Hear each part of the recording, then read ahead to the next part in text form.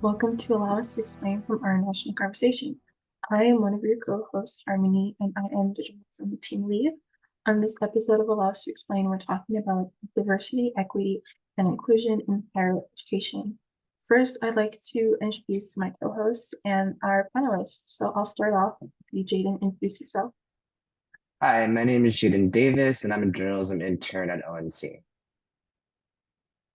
Cole, you can introduce yourself. Hi, my name's Cole Kindle. I'm a consultative writer intern at the ONC, and my focus is generally on foreign policy, but I do pay attention to domestic policy too. Hi, y'all. I am Tanya Ruedas Ortiz. I am a member of our national conversation. I'm the director of community engagement, and I hold degrees in political science and speech communication. I wanted to kind of like turn the discussion towards recent events and recent events about diversity, equity, and inclusion, or DEI initiatives in higher education. So my first question is, what are your thoughts on that topic? What first comes to your mind when you think of DEI initiatives? You can start us off, Jaden. So when it comes to DEI initiatives, it's just really creating those spaces for all kinds of people, different backgrounds, different cultures, different walks of life. And I think that it's important that colleges especially are demonstrating that because again, you are, in a space where it's the first time you're maybe moving away from home and you don't really have that community. So it's important that colleges continue in a way to have those initiatives, despite, of course, a lot of different laws being put into place to kind of prevent that. So, of course, we spoke about the University of Texas getting rid of their multicultural center. That's a very disappointing thing to kind of hear about. And of course, another thing was Florida Governor Ron DeSantis had signed a bill banning colleges from spending money in Florida, at least on DEI initiatives. So I think that those things are very disappointing to hear because again, you're in a way, excluding individuals and not allowing them to be their most like authentic selves and express like who they are as an individual. So yeah. So when I first think of DEI, I first think of its historical background, right? It's not a new thing. It's been here since the 60s.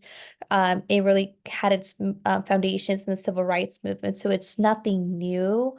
But what is new is this um, sentiment coming from the right, which is really anti-wokeness, anti-identity politics, right? But also from the left, you have this hyper-wokeness and hyper-identity politics.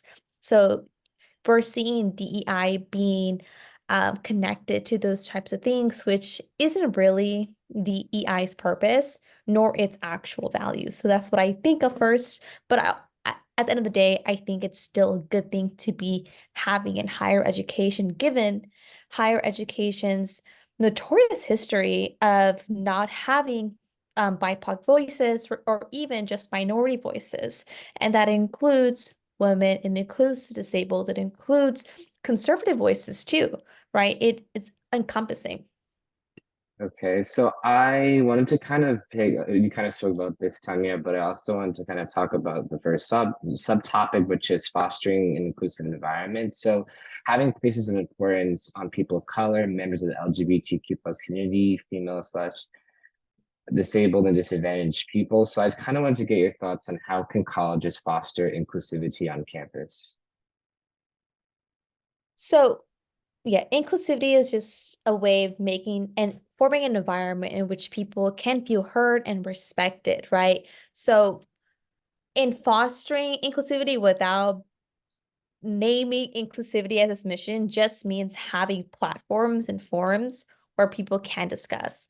This may be a trigger word for some people, but safe spaces, right? A space, a freedom square in some universities could utilize and foster inclusivity, right? A place in the campus where people can discuss sensitive topics or have an environment where you could ask the hard-hitting questions. I definitely agree.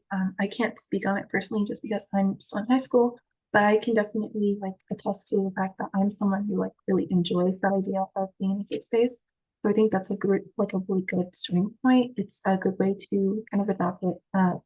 So I definitely feel like that would be a good way a good starting point to foster that onto university campuses. And that, people are able, the colleges are able to kind of have those open spaces to have difficult conversations and for students to be able to express their viewpoints and opinions. But also, I think that, again, like what I mentioned before, it's important that students are able to feel safe. So if they are coming from different identities and cultures or just represent different things, like they should have spaces and be able to meet people who share those identities as well, because it makes the college experience a lot better from my experience alone. So I think, yeah, I think it's important that colleges do this and are continuing to try to foster inclusivity in any way they can. So before we kind of go to the next kind of top topic, my question for everyone as well is what role does community engagement and partnership play in advancing DEI efforts in higher education? I think when we're talking about community engagement, I think it's kind of imperative to make sure that people are aware that they have these safe spaces, or that they have people that are aware that, they kind of have a place to belong. I think that's really important. I know I'm homeschooled, by the way, so I can't offer as much perspective on this topic, but when I was in school, I definitely really enjoyed, we had this little like Black society, which sounds really weird, but it was a Black society where African American students could, go to, belong to, and talk about things like their favorite TV shows, for example, like the Jeffersons and Living Single, just really talk about our culture.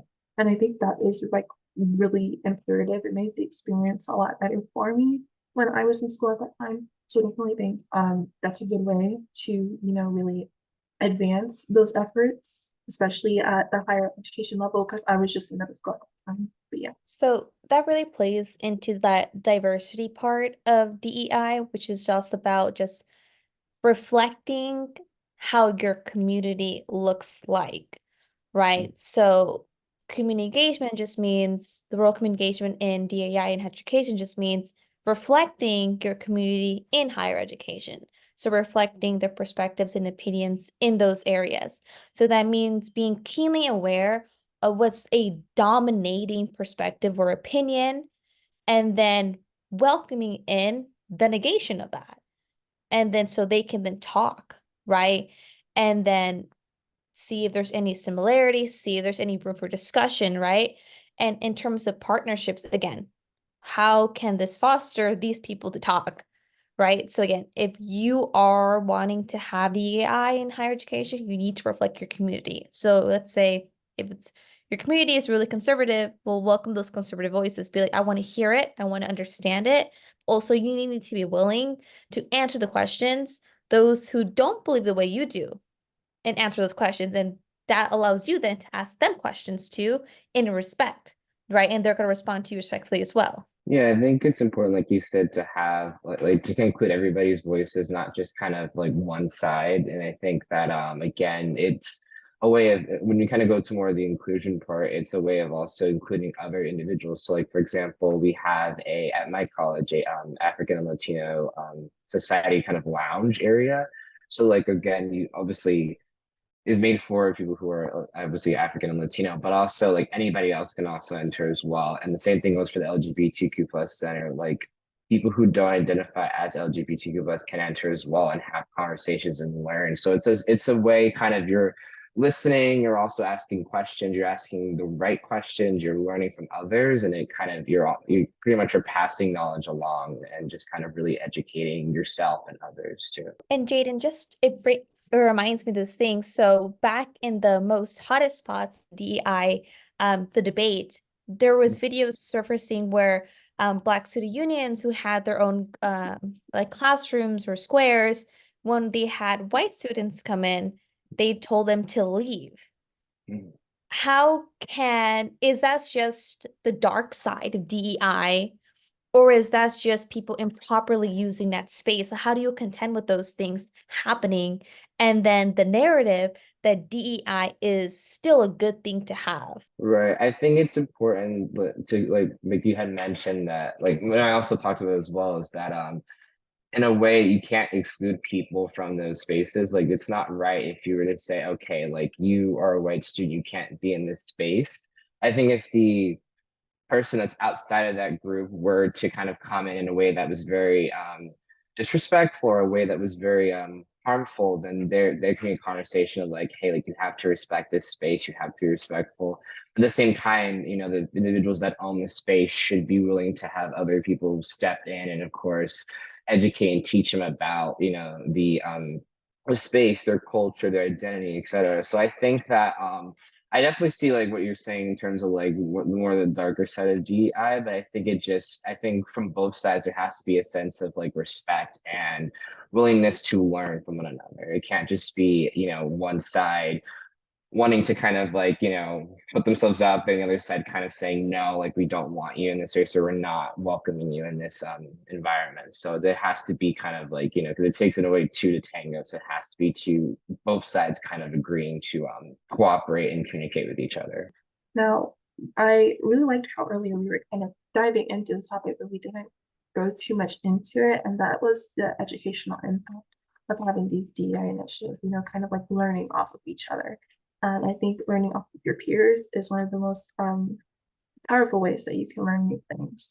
So my next question is like, really, how can institutions balance protecting free speech and creating an inclusive environment for students where they can learn off of each other?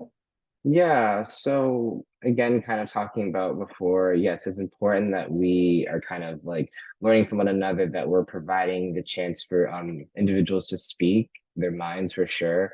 I'm not sure if this is answering your question for sure, but I want to talk about so I was a residential assistant at my college and we always had DEI training because again, you know, as an RA, you have so many students from different backgrounds, different walks of life. I had an international student from India, so I had to definitely learn to kind in a way like his experience of like going to a school in another country for the very first time and kind of, you know, helping him adjust to that. And I think all schools at every level should have some sort of DEI training, you know, or some, but even like, you know, for every single year, because it's important that we are taking the time to learn from one another. We're taking the time to understand that like we all have different walks of life, that, you know, where we got to, especially, you know, when you start college at 18, you've had so many life experiences and how that's shaped you to be the person that you are today. So I think that yes, it's important that colleges are doing this and putting in a way DI education. But I think that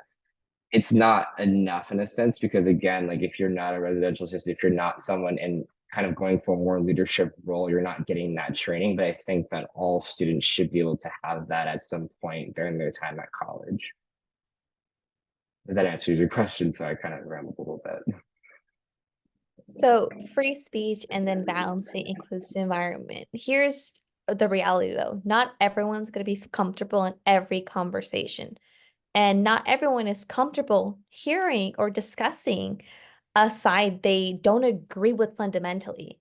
So when it comes to balancing free speech and inclusivity, it just means welcoming a lot of conversations to the campus, right? And when I say welcoming conversation, I don't mean you're going to welcome the far right to come talk. You're not welcome the far left to talk either, right? We're talking about like welcoming different political ideologies to discuss issues on like the economy, on abortion, on like reproductive health, right? Welcoming those conversations, but them discussing it respectfully, right? And there is a clear line between what is respectful and what is intending to create harm. And I think some people will prefer to do harm because it's going to give them views. It's going to get them going, right? So if there can be that balance and that reconnect on what true free speech is and what true inclusivity is, then we could probably see a shift in how we all perceive DEI to be, right? Because in its essence, DEI does balance free speech and inclusivity, right? It is saying, hey, we're going to welcome uncomfortable conversations so then we could get comfortable knowing they exist and comfortable understanding the cultural difference everyone has, right? Like the city, the country, different cultures are going to approach very different politics in a very different way. So if we're not really ready to contend with that, then we're not ready for DEI in higher education. I definitely agree. And I think in a way it kind of plays into, you know, your maturity level because, you know, taking pokes and of fun at people tends to be really immature. And I think when you're if you have enough clarity and you have enough like inner maturity, then having those conversations become a lot easier, and it's easier to understand people. There's a lot less harm being done, but as you said, a lot of people do like to be harmful, be mean just for views, and I feel like that's something really common that we find now. And it really just it finds its way in when it finds its way into the classroom, it makes things really tense and kind of hard to just be and like be with your friends and study together. It just makes it very it's just really heightens the tension. And I guess that's the next topic we'll be getting into is the classroom community. And my next question is, how does diversity, like we know diversity often stabilizes classroom environments, and in some cases it can really destabilize it. So what has it done for the classrooms that you guys have personally done? I guess Jaden, you can start us off. Yeah, no worries. So can you kind of the question once again? Sorry, just so I can think about it. Yes. Yeah. So we know that diversity often stabilizes classroom environments, bringing people together. And in some cases, it can make things really tense and awkward. So what has the experience been like for the classrooms or the schools that you've been in? Yeah, I mean, I go to a very like progressive school, Ithaca College. So for sure, we have a lot of individuals who are from kind of diverse backgrounds, despite it being in PWI. But I think it's important that it starts with like the students and the professor, and that the professor and students are willing to kind of establish from day one that there are going to be times where there will be uncomfortable topics for some people, but to have those conversations and to be respectful, like Tanya was stating before. I know that for my school, recently there was an event that the Ithaca College Students for Justice in Palestine held, and it was a side-by-side event where they had speakers talk about the Israel and Hamas war from kind of both sides. So I think that that was, and I wasn't there for that because I'm currently abroad, but I think that was just a fantastic way to really talk about both sides in a very respectful way, because there was kind of a lot of tension in the Ithaca community about this for a while, and I'm sure in many other communities.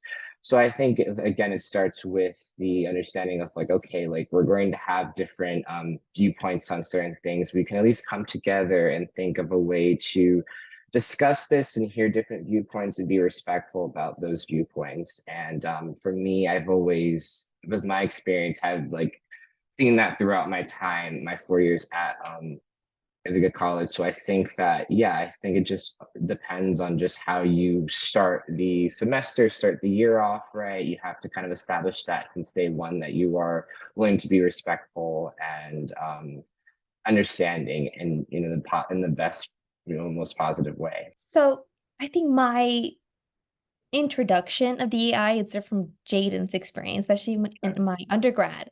So I feel like I kind of experienced both the bad side of DEI in the classrooms, also the good part of it. Because in DEI in classrooms, I feel like sometimes there's too much emphasis on how different I am compared to my peers, which makes me feel very alone, but also I feel like it just enhances the stereotypes of brown people. It's like, oh, you're brown, you were raised in the ghetto, you're poor.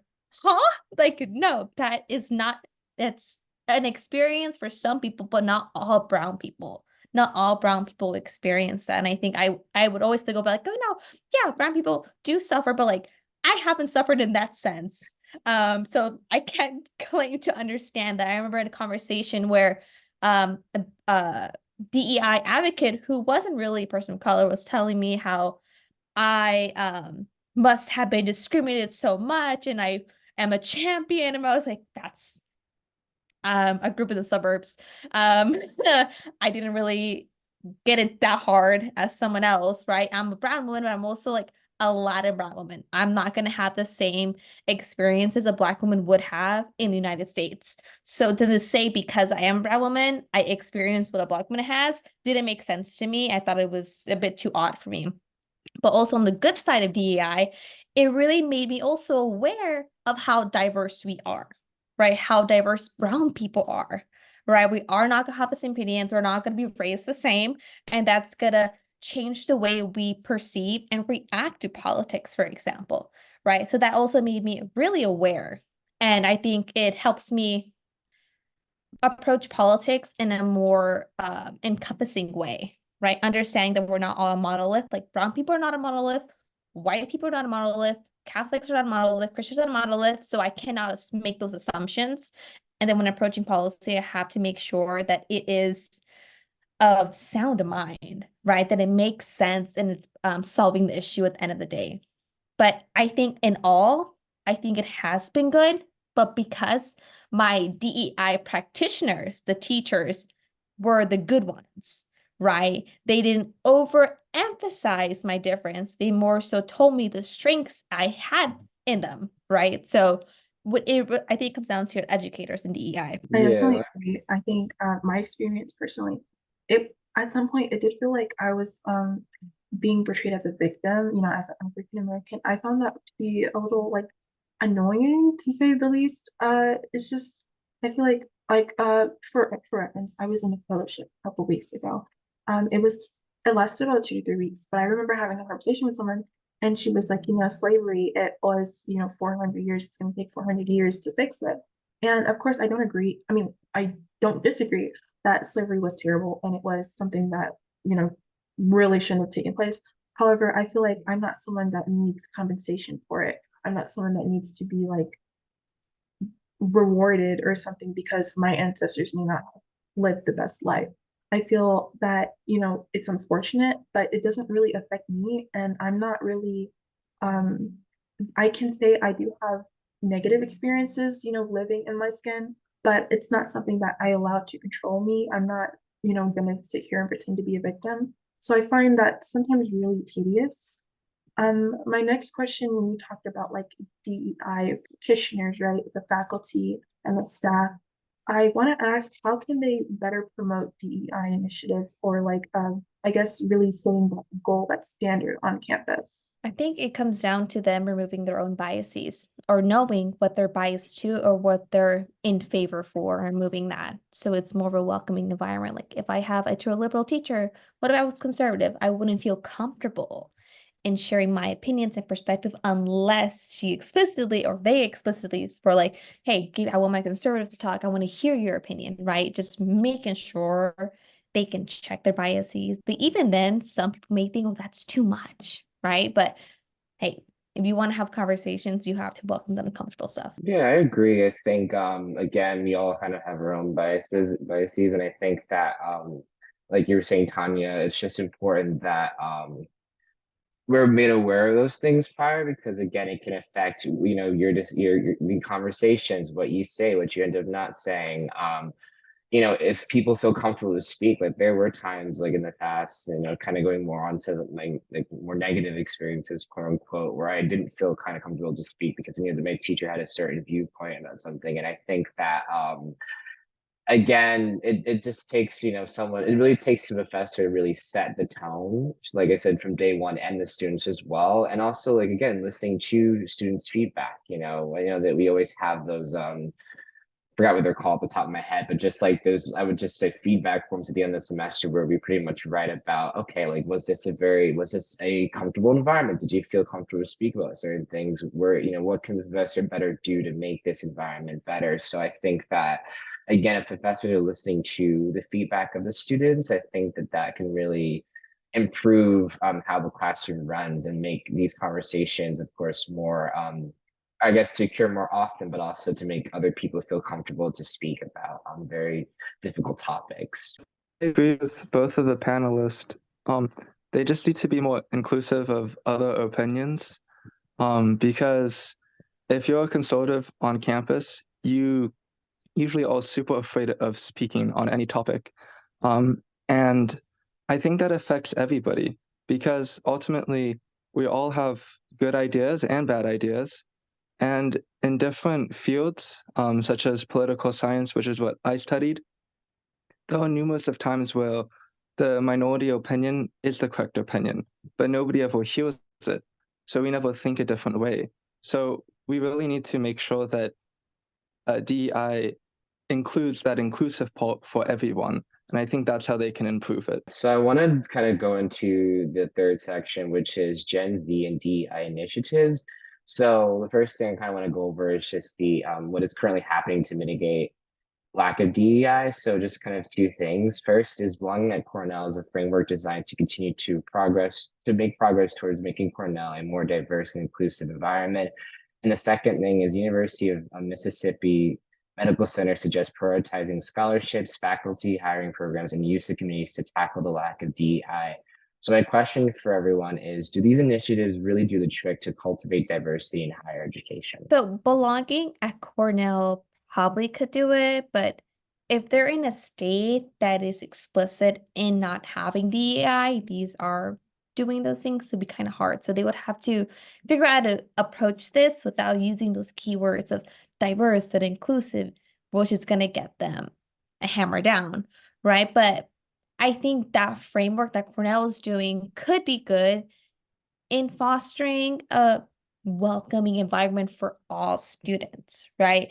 The Mississippi one, I think, is probably will be attacked a bit more because it's emphasizing faculty hiring programs and scholarships, right? What does that mean? This is exactly what people like DeSantis don't want, right? So that could be, I guess, problematic in the sense that if they want to move away from the explicit term DEI, that's still it, right? So, but I understand that some institutions need to scroll around explicitly using DEI. So these are, foundation stones. So we can, our higher institutions in these, I guess, probably red states can look at to what they can do in their own areas. I definitely agree. Hmm. I also think it takes a lot of what's the word? Like students, like, I guess community engagement, that's what they describe it, like students really taking advantage of these opportunities and then using their voice if they feel like they're misrepresented or that, something's missing. I also feel like it takes, staff being involved in being like up to date on what they should be doing, using the right kind of language, just stuff like that. But I think it does the trick. It's like it takes, how do I say? There's a lot of ways you can go about it. And I think there's really no wrong way to go about it as long as you're being sincere and you're being like upfront about it from the get-go and people know what your intentions are. I think at the end of the day, it does still get the job done. I think Harmony is really hitting onto something that I didn't really think of, that the institutions don't really have to do anything, but the community could, right? The community could be the one fostering diversity, equity, inclusivity because they're not the university. So then people like DeSantis, the government can knock them down because, baby girl, it's free speech then. You can knock down free speech because then he's going against his own platform. That's interesting perspective, Harmony. I didn't think of that. Thank you, but you're definitely right. Yeah. Yeah, I think with the two things which you were talking about, Tanya, like the two initiatives that I read, with the first one, yes, I think it's a really effective way of just really almost in a way saying that, okay, we are trying to really diversify this space and making it inclusive. For the medical center, again, it's prioritizing in a way, which I think the argument with affirmative action and the reason why like a lot of people are against it is that you almost like prioritizing certain individuals over others. Like for example, because like if a person is black, like they're going to get more their application is going to be seen more as like, okay, like we're going to put them at the top and you're almost prioritizing it over others versus like with Cornell, they're just really trying to make a space that is diverse and inclusive. So I think like sitting with like the University of Medical Center, it's just kind of prioritizing it versus really trying to like go from within of like, okay, like this is what we can do to make things better and make things more diverse. So that's thing that I kind of realized too, like just the wording of both is like, so like they are going for the same goal, but they're taking different approaches. So my question is, what risks do we run when we forget certain groups of people when it comes to DEI? So it's like what I said earlier. You can't, like, not all people are going to be comfortable and be in conversations. So then people are going to be allowed to have a conversation. So we risk not fully capturing America. But at the same time, if we're at least getting to understand some attitudes and perspectives and ideologies, the obvious and the not and more obscure ones, then that's better than we're going to get if we just don't talk about it. So we could run the risk of not having them incorporated into big discussions, but I think that's a risk I'm willing to take if it means we're even just having a conversation on uncomfortable topics. And me, I personally, I respect people that don't want to have conversations about like, these types of things. But one thing that I feel like I'm always concerned about more than like radically people is when there's too much, I guess, emphasis put on like the skin I'm in. I feel sometimes that makes me like people almost as if they're trying to make me seem more important than others. Or like I had one instance where it was a presentation about Black History Month, something around that. And I remember at that time I was feeling like, why am I getting more um representation than this white person next to me? And then in another instance, it felt like, why should I get more prioritization than this person who is just as valuable as I am? I definitely understand the historical things that come with it, the appreciation that comes with it. But in a lot of cases, especially when it comes to college application and just things like that, I feel like sometimes I get more priority when there's someone else that may be of a different color that deserves just that much priority as I get. So a lot of the time when I'm making profiles for things, I rather not even include my color just so I don't get that like obsessiveness that I sometimes get, especially when it comes to applying for things like scholarships, college, which I'll do pretty soon. I use this app even called College Vine. And I regret it after putting my race because I was getting all of these recommendations for like scholarships that were just solely targeted with African Americans, which was fine, but I'm not someone who just wants to use my color as a way to get success. I don't really enjoy that. I feel like I value my skills a lot more. So I would want to, better those before I go out and say, oh, I'm African American. I deserve this other than this person who's just as skilled as I am, but maybe of a color. See, with Harmony, with that type of perspective, I wonder if there's a dissonance to it.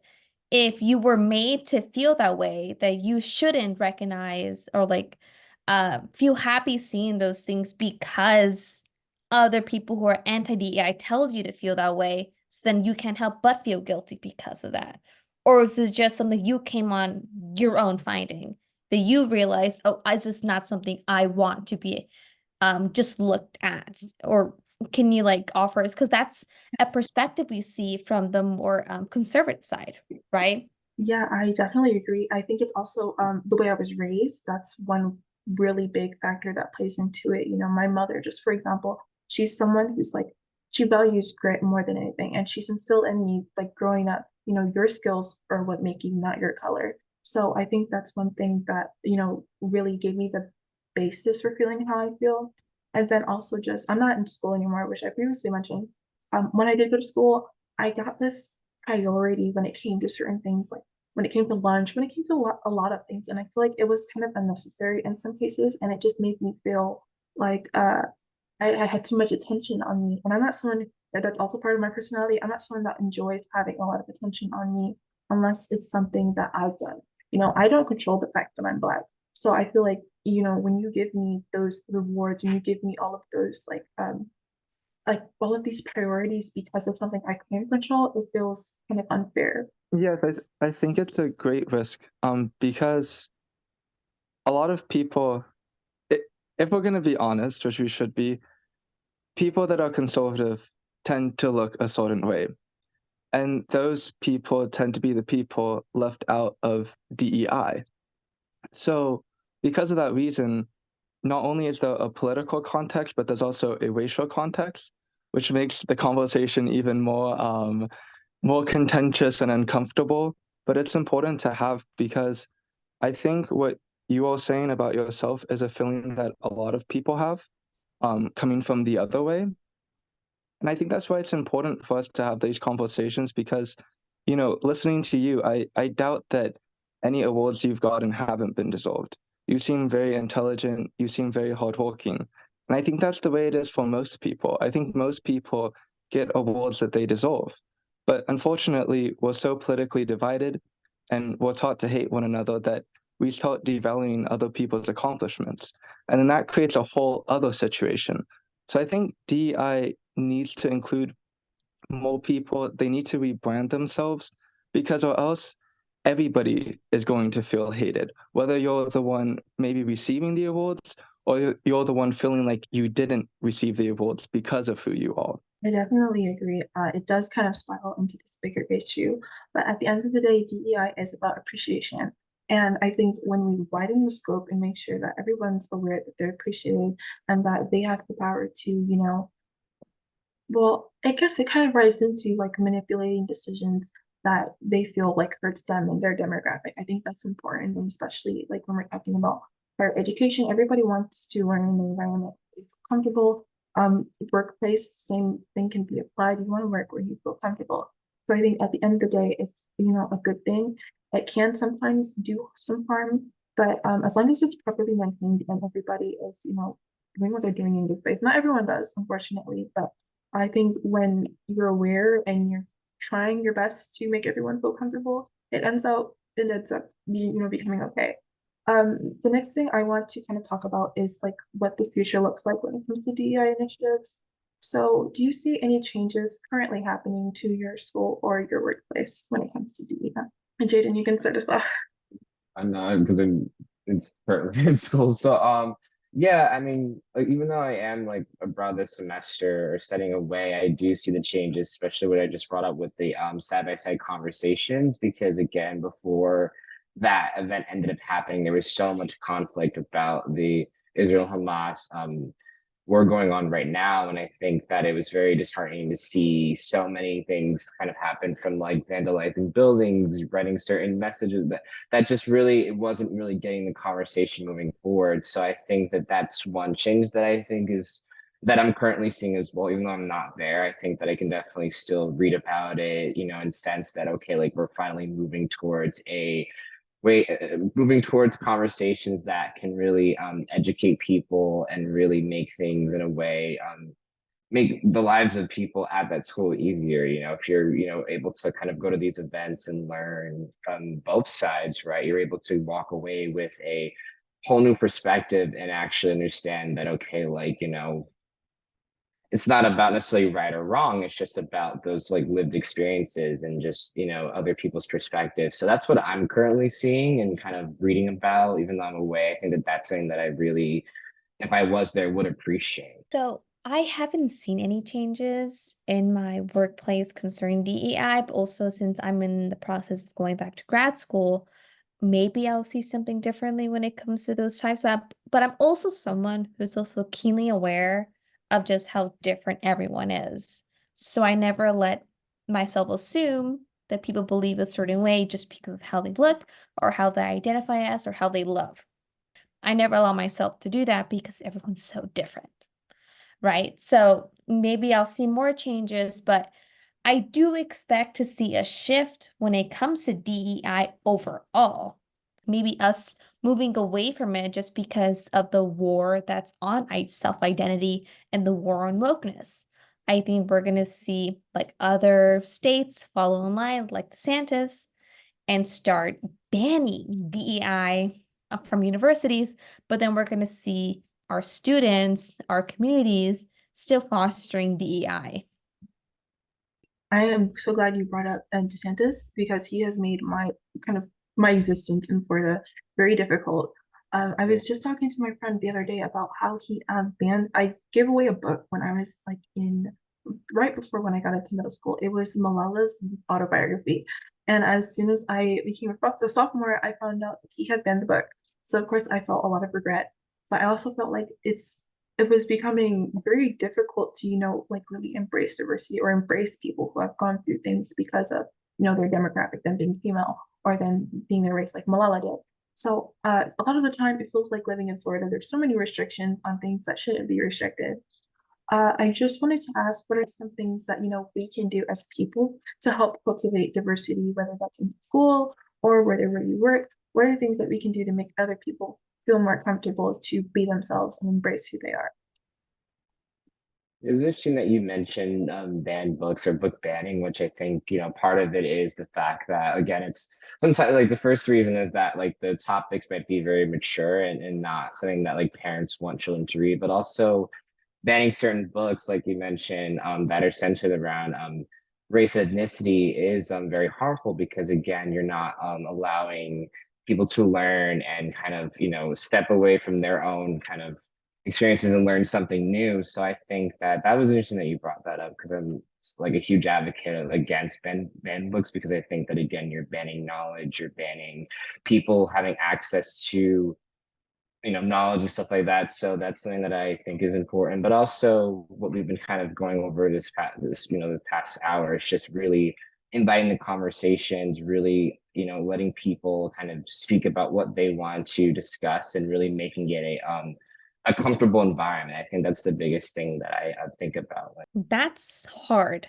That's hard, right? Because only the people who want to have these conversations are going to take within themselves to be open to these conversations and willing to put their biases away. But to get those who are really tied by their identity, either being religion, gender identity, political identity, it's even harder to get them involved in having fair and respectable conversations. So for those who are open to those conversations, I think just getting themselves more involved in the community, right? Because we're sometimes tunnel vision. We only see what we want to see, but if we make ourselves, or I guess force ourselves to see what our community believes and thinks, we're going to see what America needs and what America wants. Then we're actually going to get to some change. And those who refuse to do that, well, they're going to be left in the behind, right? America is going to move forward with or without them. So they're going to have no choice but to then understand that their perspective is not unique. Their perspective is not the only perspective America needs or wants. And I agree with that. And I think when it comes to book banning, I think that there's elements of it that are good because sometimes there are immature books for young children that they shouldn't be reading. But overall, I think that we need to have more curriculum, more classes. And what I mean by that is there's a tendency right now in conservative circles to want to ban certain liberal ideology in classes. And the truth is that even if they did that, that ideology will still be presented. So it won't do anything. What they really should try to do is they should try to incorporate conservative ideology as well. Maybe have a conservative class. It could be something like civics. And so that way it can balance the conversation. Because ultimately, I think, in my opinion, what school should be for, what college, high school, all of these situations is for us to try to experience one another, try to experience all points of views. And I think with that, we can become more balanced people. And then we can respect one another because we understand better what each person is going through. I think the book bans that have been going on are dumb. I think it's not aware of the fact that people want to read these books, but also that like not everyone, the United States is not a monolith, so you cannot remove some books and expect them to then conform to your own ideology. That's not how it works. If anything, it's going to turn them away from that. And I think even banning books for in terms of gender queerness and like elementary schools, I don't think it's going to give them what they want to give, right? I think it's just dumb. But that's my perspective. But I think if we limit the content that kids are able to read in terms of making them aware that, hey, people are genderqueer, I don't think it's going to make these kids evil.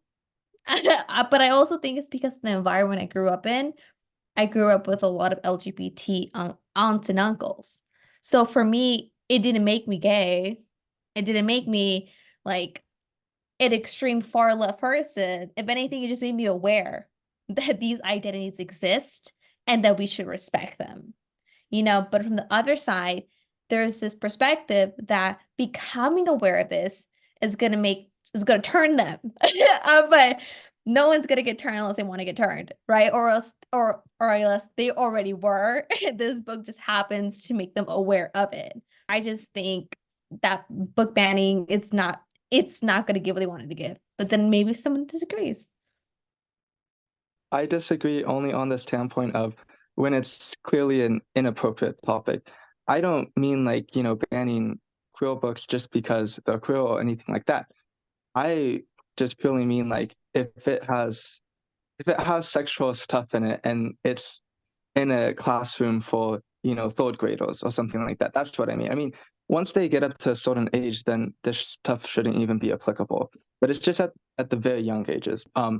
That's the only time I would agree with book banning. So, but like that's also a narrative that isn't true. Third graders aren't reading like the eyes are watching us. They aren't reading Tori Morrison. They're not reading that. So to Yeah. assume that they are, maybe these third graders are really smart, But like even just having that option to read it from their own choice would be good, I think. But even then, why not have a third grader read Tori Morrison? I'm sorry, but that's also some reality, some Americans face. And if we're not willing to embrace it, then I don't know. I don't think that's the direction I want America to go, of not being aware of people's life experiences so they can understand why people are reacting a certain way when it comes to policies. I do feel like this is kind of like evolving into another conversation. So I just wanted to bring up that I allow us to explain. We did an episode last summer on book bans. So that's something you can check out if you feel like you'd be interested in that. A lot of good points were made today. So I'm sure a lot of good points were made in that episode. Circling back to DEI initiatives and looking towards the future, how can we avoid keeping the scale of inclusion too narrow, especially on campus? So only focusing or hyper focusing on people of certain demographics, so African Americans, Asian Americans, members of the LGBTQ. How do we avoid obsessing on those types of people? I mean, the first step is welcoming conservative voices. That's inclusion really just really emphasizes those who are not within the mainstream, but also conservatives are not in the mainstream anyway. So, but we don't include them in the conversation.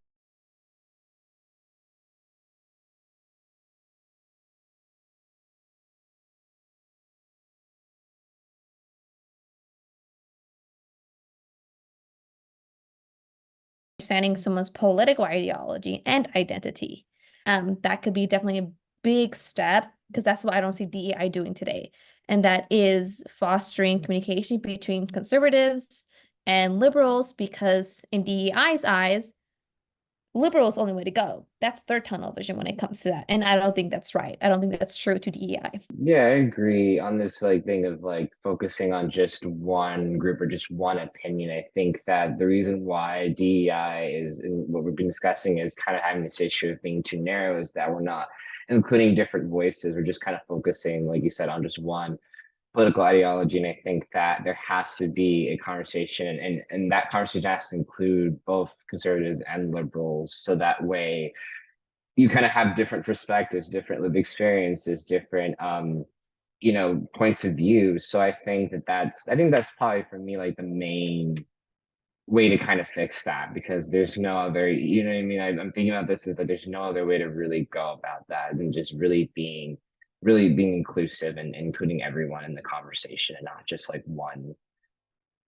point of view, So Yes, I agree with that. And by including more people, by default, it will make other groups that might feel like they're being focused on hypersensitively uh, very different, because by default, if you're including other people, then you're focusing on more people. So you're focusing on one group less than you were before. So I agree. I definitely agree. Now, before I let Jaden wrap up this episode for us, I do want to ask everyone here, what's the future of diversity, equity, and inclusion in colleges look like to you? I'm going to echo what you said earlier, Harmony. Community engagement. That's the future of DEI. Students taking up the initiative when their universities can't, or if their universities' focus is too narrow, we're going to see more students willing to have these conversations, even with people who they don't necessarily agree with, but if they just value inclusivity, diversity, they're going to do it anyway. yeah, I agree. It does like kind of, I'm repeating myself again, but it really does start with the students. Like, sure, like again, the institution may not have those initiatives that like they're not going in the right direction, but the students can really push forward and say, like, this is what this needs to look like. Let's have these conversations. Let's have panelists come and talk about different things and really have just really move forward the conversation, really try to get people to talk, to really have their views heard in a way that's respectful, and that a way that can also inspire other groups to come forward as well and speak up. So I think it really does start with what the students are doing, because you know the institution can only do so much, they can only do so much, but the students' voices are, especially if they come together, are very powerful. So I think, yeah, I definitely hope that there could be a way to really move forward in terms of DEI and make it a lot more, and make it less narrow in a sense, which is what we've been kind of talking about throughout this episode. So yeah. Ultimately, in my viewpoint, and I'm probably the only one that views it this way, a lot of the different initiatives in law, because those certain preferences that are either there or inherently there that raise some questions. So I think that the future is definitely to try to go to more private sphere.